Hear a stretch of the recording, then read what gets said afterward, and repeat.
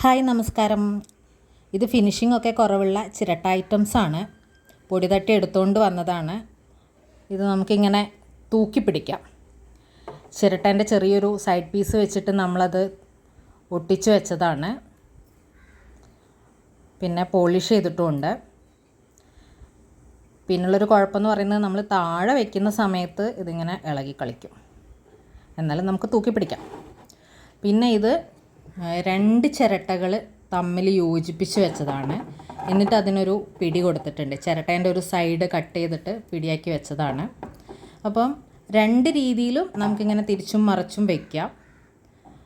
അപ്പം ഒരു സൈഡ് ഇങ്ങനെ വയ്ക്കുമ്പം നമുക്ക് ചെറിയൊരു ഇളക്കം വരുന്നുണ്ട്. നമുക്ക് തിരിച്ചു വെച്ചാൽ കുഴപ്പമില്ല, കറക്റ്റായിട്ട് നിൽക്കുന്നുണ്ട്. അപ്പം ഇതാണ് ഇത് തമ്മിൽ യോജിപ്പിച്ച് വെച്ചത്. ഒരു ഗമ്മുണ്ട്, അത് വെച്ചിട്ട് ഒട്ടിച്ച് വെച്ചതാണ്. പിന്നെ ഇതിനകത്ത് കുറച്ച് ഷോക്കേസിൻ്റെ കീകളുണ്ട്. ഓക്കെ, അപ്പം ഇതും കൂടെ ഉണ്ട്.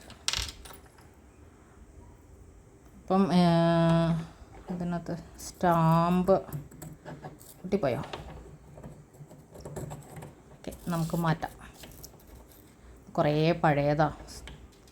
ഓക്കെ, അപ്പം ഇതിൻ്റെ അടിയിൽ നമ്മളിതുപോലെ ചിരട്ടേൻ്റെ ഒരു റൗണ്ട്, ചെറിയ ചിരട്ടേൻ്റെ മുകൾ വശം റൗണ്ടാക്കി കട്ട് ചെയ്തിട്ട് അതൊരു സ്റ്റാൻഡ് പോലെ കൊടുത്തിട്ടുണ്ട്.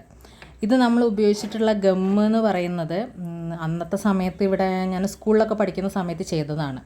അപ്പം ആ സമയത്ത് ഇവിടെ നമുക്കറിയില്ലല്ലോ എന്ത് ഗമ്മാണ് യൂസ് ചെയ്യേണ്ടതെന്നൊന്നും. അപ്പോൾ ഇവിടെ ബക്കറ്റൊക്കെ ഒട്ടിക്കുന്ന ഒരു സ്റ്റിക്ക് പോലത്തെ ഒരു സാധനം ഉണ്ട്. അതിങ്ങനെ ചൂടാക്കി കഴിഞ്ഞ് കഴിഞ്ഞാൽ ഉരുകും. അപ്പം അതാണ് ഇവിടെ ഗമ്മാക്കിയിട്ട് യൂസ് ചെയ്തത്.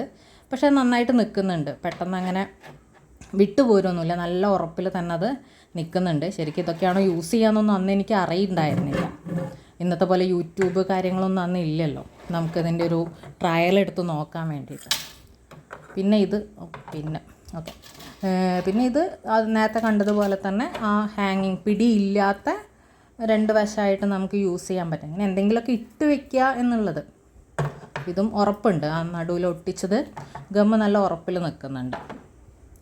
അപ്പം ഇതൊക്കെയാണ് അന്ന് ചെയ്തിട്ടുണ്ടായിരുന്ന ചിരട്ടേൻ്റെ ഐറ്റംസ്. കുറച്ചും കൂടിയൊക്കെ ചെയ്തിട്ടുണ്ടായിരുന്നു. അത് കുറേ മുമ്പ് ഒരു എക്സിബിഷൻ നടത്തിയപ്പം കുറച്ച് സെയിലായിട്ടുണ്ടായിരുന്നു.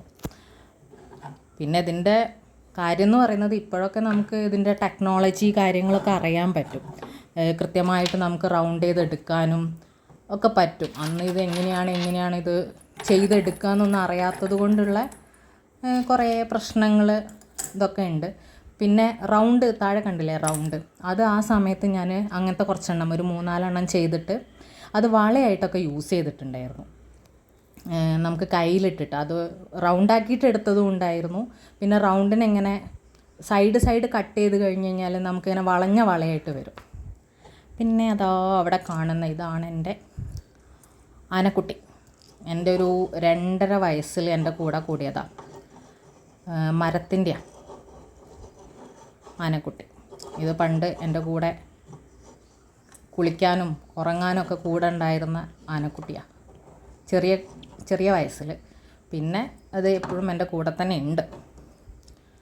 അല്ല, ഇതിപ്പം ഞാൻ എന്തിനാ പറഞ്ഞതെന്ന് അറിയില്ല. ടോപ്പിക്കിൽ നിന്നൊക്കെ നമ്മൾ വഴിമാറിപ്പോയി. ഓക്കെ, ഇതാണ്. ഇതിനും പെയിൻ്റൊക്കെ ഞാൻ മാറ്റി അടിച്ചിട്ടുണ്ടായിരുന്നു പണ്ട്. പിന്നെ ബ്ലാക്കിലേക്ക് എത്തിയ വൈറ്റൊക്കെ കൊടുത്തിട്ടുണ്ട്. ഇതിന് കൂട്ടാക്കിയിട്ട് ഞാനിങ്ങനെ ഒരു സാധനത്തിനും കൂടെ അതിൻ്റെ അടുത്ത് വെച്ചിട്ടുണ്ടായിരുന്നു. ഒരു ചെറിയൊരു പോട്ട്, വളരെ കുഞ്ഞിപ്പോട്ട്. ഓക്കെ, അപ്പം ഇതാണ് നമ്മുടെ ചിരട്ട ഐറ്റംസ്.